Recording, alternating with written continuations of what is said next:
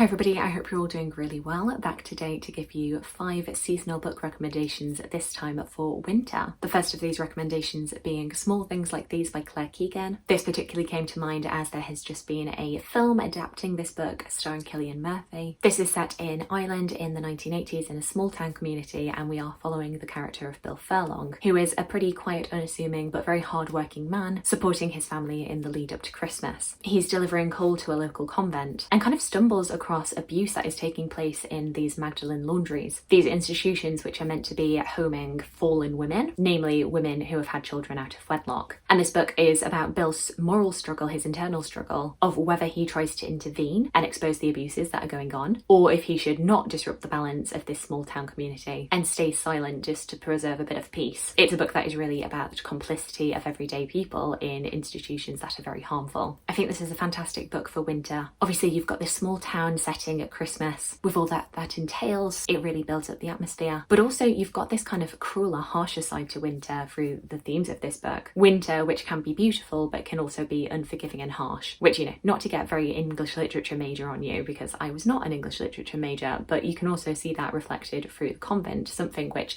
on the outside people perceive to be something that is very welcoming and very morally good, but maybe behind the surface is a lot more hostile and much more unforgiving. This is a book about what it truly means to be a kind person, and I feel like a lot of books that are set around Christmas time, you know, all the way back to A Christmas Carol, are about this, and what can we do in our everyday lives to actually make the world a better place rather than just appearing to. The next book I have to recommend for the winter months is The Miniaturist by Jessie Burton. I recently reread this with Emily over at Novell Novels and had a great time. This is set in Amsterdam in the 1680s, and we are following young 18-year-old Nella Altman, who has recently been married off to a much older man and is struck by how unwelcome she feels in this new family home, away from everybody that she loves. Her one and only comfort being this miniature house, which Johannes buys her as a wedding present. Through the course of the book, Nella is uncovering more about the Brandt family and the secrets that they hold, but also, as she is starting to accumulate more possessions for her miniature house, the miniaturist that she is sending off to is sending pieces that she didn't ask for, which seem to be somewhat reflective and somewhat prophetic about things that are happening within the house that should be a secret. Once again, we've got this very atmospheric setting of wintertime in Amsterdam. There are some pretty bleak moments in this book. You've also got these themes of personal isolation, secrecy, Nella longing to break free of the constraints of both where she lives but also her circumstance as a woman living in the 17th century. And all in all, it just makes for such an evocative and very compelling read. Going for a slightly more lighter-hearted note, I have This Time Next Year by Sophie Cousens. This is another book that has recently had a film adaptation, and unlike the slightly bleaker historical fiction that I have been recommending, this time we've got a contemporary romance book looking at the intertwined lives of two characters, Minnie and Quinn, who were both born on the exact same day in the same hospital. In fact, their mothers were in the same room giving birth. They went off and had their separate lives, and Minnie has always been brought up to believe that she is unlucky compared to Quinn Hamilton, who was much more privileged and seemed to have everything handed to him. But she's never met this person. She's just known this family lore that she herself is unlucky and that her luck was snatched up by Quinn and his mother. Oh yes, an important note of this book is that they were both born on New Year's Day, just after midnight, and they end up running into each other at a New Year's Eve party on their joint 30th birthday. And then we are following the rest of the year as they keep on bumping back into each other. There is a clear attraction between the two of them, but because of their very separate lives, we're just not quite sure whether or not it will ever work out. Obviously, you've got the New Year date very firmly in mind with this book. You get to see London around Christmas and New Year looking beautiful, and every birthday being a chance for a new fresh start. Despite the fact that this book does have its moments of darkness, it is ultimately a very comforting book and just a very lovely one. You know, it's a romance, happy things. The next book I have to recommend for winter is non-fiction, and it is 84 Charing Cross Road by Helene Hanff. We are looking at the letters that Helene wrote to Marks & Co, which is an antiquarian bookshop in London.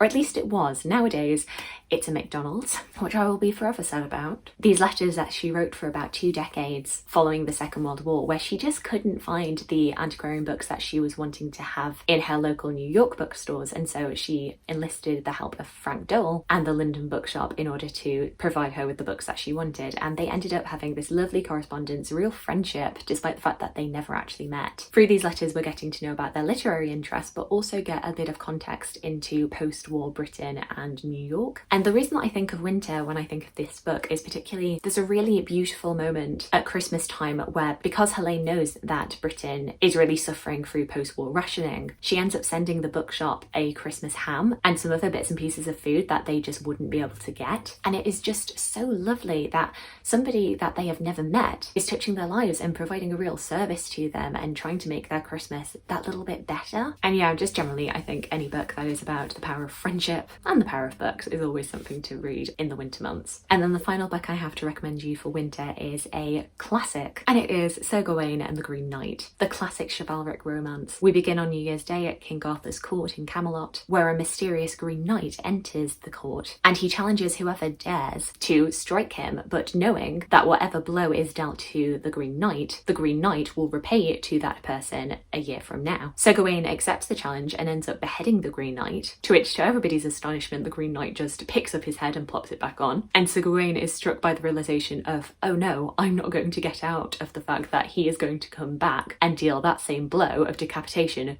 to me. Oh, I didn't think this through. We then fast forward for a year of Sir Gawain facing various trials and really kind of procrastinating, having to eventually deal with the Green Knight. The version of this that I originally read was by Simon Armitage. It's the only version that I've read, so I don't know how comparable it is to other versions, but I loved it. I thought it was so funny. It's especially so fun to read aloud because it is very alliterative. Once again, we've got a book that is starting on New Year's Day and ending at Christmas, so obviously the winter link is right there. You know, you've also got this mythical element, this fantastical narrative. I can just imagine someone sitting by a fireplace reading this, or reading it aloud especially, and I think you would just have a great time. So there we go, those are my 5 recommendations for the winter months. Do let me know if you've read any of these books yourself. Alternatively, please let me know about any recommendations that you have for this season. I would love to hear from you. I hope you're having a fantastic day, and I look forward to talking to you again soon. Thanks. Bye.